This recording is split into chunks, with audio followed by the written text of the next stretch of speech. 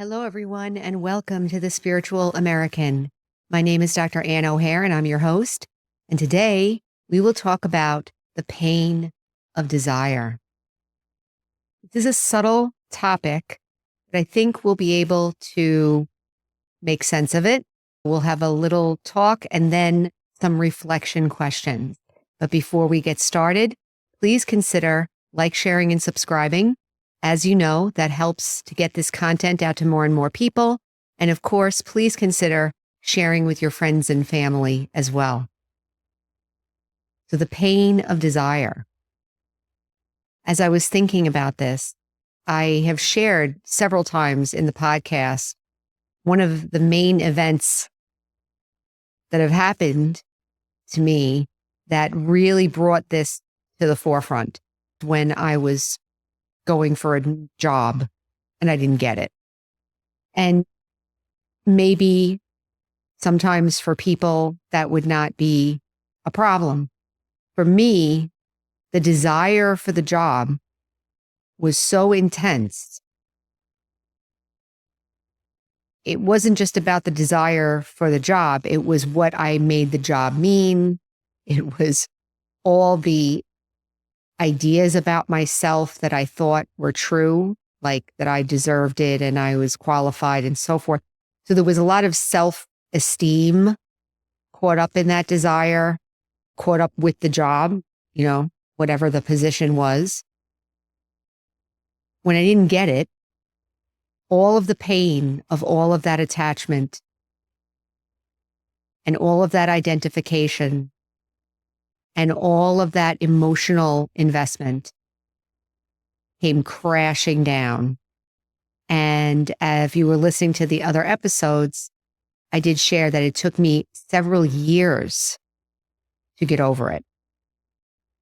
Because not getting the job was not the end of the pain. It was years of me struggling with, what do I mean to these people? How can that person have the job? I'm hoping that some of you can relate to this. I can talk about the thoughts that were coming and the pain in the thoughts. But today I want to talk about the pain in the heart of desiring. When we desire, it's actually coming from a place of feeling like you need something. So in my mind, I've made it the truth that I need something. I need that job in order to prove to myself that I am good at my job, that I have these qualifications, that I could do this leadership, that I could, whatever it was. So I had it in my mind that I needed that job in order to have all those things. This is subtle because we have it so connected that it's hard for us to break apart the desire and the thing. We collapse it. We think that it's the thing that we want. And when we don't get the thing, then we feel the pain. But the desire itself is where the pain begins. So what do I mean by that? Let's say with the job piece, let's say I wanted to, what did I really want? I want to have an opportunity to show my skills, let's say, or have an opportunity to lead, an opportunity to create a team, or have an influence on others or lead others. And so I thought that job was, that's how to get that thing. But I ended up getting another job that I was able to do all those things and have all those experiences. So what does that tell me? That tells me that the thing that I desire doesn't have an obligation to give me the thing that I think I need. Does that make sense? It's almost like I'm telling that thing, you have to be mine, because I'm saying I need you. And because I deserve and I need these things, you have to be the way I say. How many times have we done that with people? If people are in leadership positions, they're supposed to act this way. If people are on TV, they're supposed to act this way. If people are in even family relationships, they're supposed to act this way. Well, what is it that I really want? So when I say I want my family member to act a certain way, I'm not saying you should take abuse. Like, let's say there's abuse happening. Obviously, you're going to do something to remove yourself from a hurtful situation.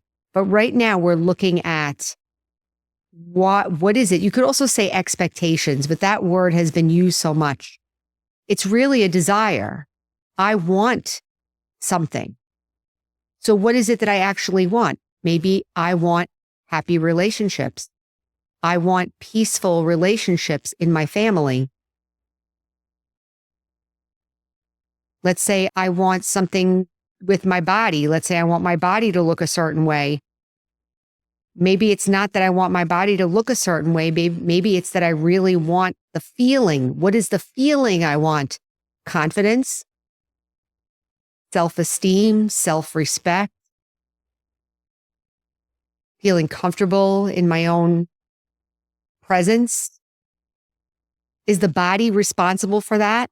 See, this is subtle because we're making the thing responsible for the need. So, like I said before, the desire, we're starting from a need. Now, from a spiritual standpoint, the soul already has everything it needs. Now, we can check that. We're going to do a reflection question in a minute.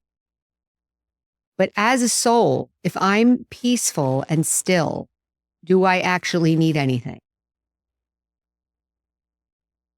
No.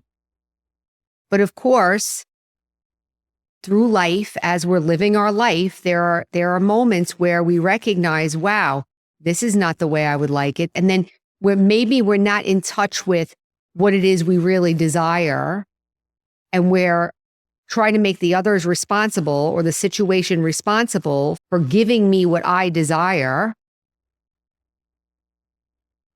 Most of the things we desire really are the things that are in us already as souls, but this is the part that takes a little bit of time to realize. I've read books in the past where they say, just have positive affirmations or all the answers are within. And yeah, that's probably true, but how many of us have actually realized that? So the purpose of this little talk is to bring our attention to something. As a soul in soul consciousness, I don't need anything. So that's the spiritual point. That's the 0 point. Let's start there. That's the 0 point. When I'm practicing meditation, I'm practicing the 0 point. I'm a soul. My nature is peace. Silence, stillness, peace. I am that. And I'm experiencing it. So when I'm there, when I'm in that experience, there is no desire. There's no needs. There's no needs. There's no desires because there's nothing happening. But when I come forward into action, when I come forward into my life, then all those differences begin to become apparent to me. Maybe this is not so peaceful. Maybe this is not so loving. I still want those experiences, peace and love and happiness.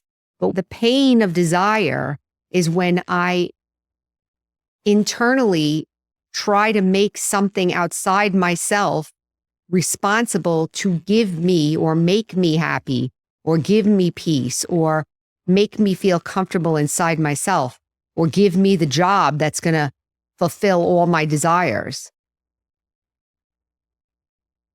As I'm thinking about it, it doesn't make any sense that you would put that much pressure onto one situation, but I did. Have any of you ever done that before? So we're going to take a minute now and ask some reflection questions. And you can stop the video and write this down or take a minute, take the first question, press pause, and then think about it for a minute and then do the next one. We'll do 5 reflection questions related to this. Okay, so sitting still, just relax. First question. When in my life have I been disappointed or felt hurt when things didn't go the way I wanted them to go? Just think of maybe one incident. Maybe for me, I could always think of that one incident because it was so painful. So maybe think of one incident where it was really painful and it didn't happen the way you wanted it to, and you had a really hard time getting over it. There was a lot of pain.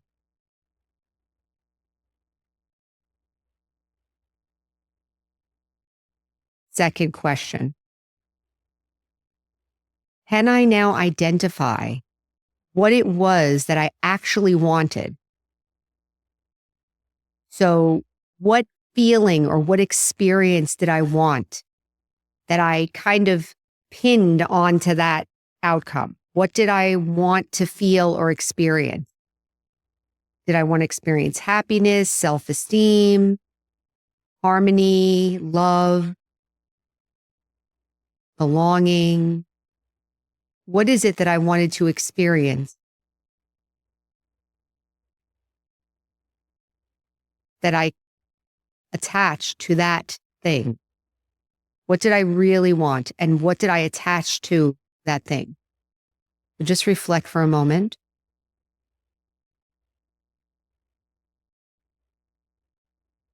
Question number 3. Reflect now on one of those things that you wanted to get in that circumstance. So if it was peace or love or, like I said, self-esteem, whatever it was, take one of those things right now and internally see if you can take responsibility for that thing. Take the responsibility back.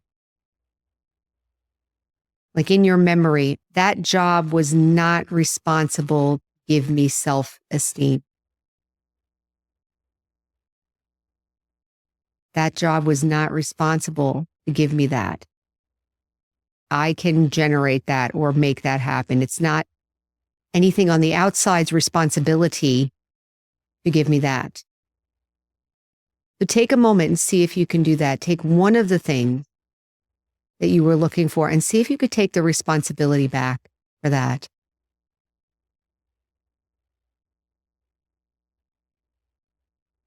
Fourth question. Now that you've taken responsibility back, whether it's self-esteem or love or peace or harmony, whatever the quality is or whatever the experience is that you've now taken back responsibility, imagine that you have it now, that you have a full cup of that experience. Your whole being is now filled with that quality. So take a moment and imagine. Maybe you could imagine your being filling with light or filling with, or just that experience, whether it's love or belonging. Let your heart fill with that feeling, self-esteem, even leadership, like maybe greatness or feeling powerful or feeling useful. Let your heart fill with that feeling right now. Show yourself that you can actually generate that feeling internally for yourself.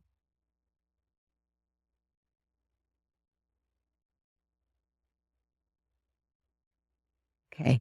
5th reflection question. Can you now pull back from even that and go into a silent state? And just recognize that in my essence, I am peaceful and still, and I really don't need anything. I'm peaceful and still, and I really don't need anything. See if that's a possibility. Just reflect and see if you can give yourself a little experience.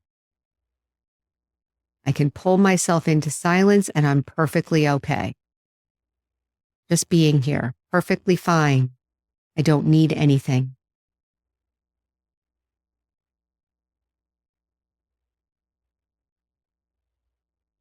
Okay, so now come on back. Okay, I hope you enjoyed that reflection session.